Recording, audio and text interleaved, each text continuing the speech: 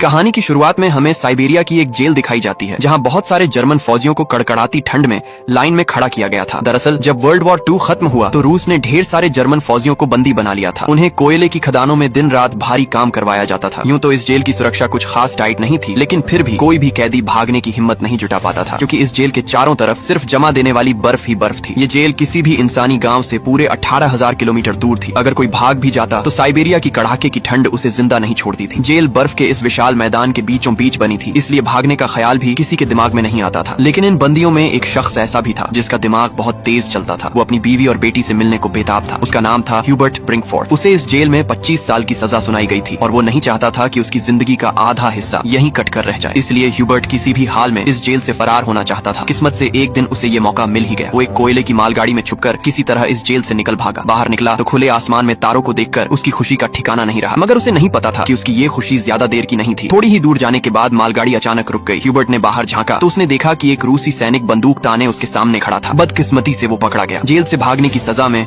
उसे एक खुली जेल के सेल में ठूंस दिया गया। यहाँ ठंड इतनी थी कि रात की बारिश ने उसकी हालत और पतली कर दी। उस सेल में उसे कुछ घंटे नहीं बल्कि पूरे 2 दिन गुजारने पड़े। 2 दिन गुजर जाने के बाद सुबह जेल का वार्डन उसके पास आया और उसे बाहर निकाला, मगर कोई सजा नहीं दी। बस इतना कहा, तुम्हारे साथी तुम्हारा इंतजार कर रहे हैं। उसे थोड़ी सी राहत मिली और जब ह्यूबर्ट अपने साथियों के पास पहुंचा तो वो सब डंडे और लाठियां लिए उसका इंतजार कर रहे थे। वो सब ह्यूबर्ट से बहुत गुस्सा थे, क्योंकि उसके भागने की वजह से पिछले 2 दिनों से उन्हें भी खाना नहीं मिला था। अब ह्यूबर्ट को वार्डन की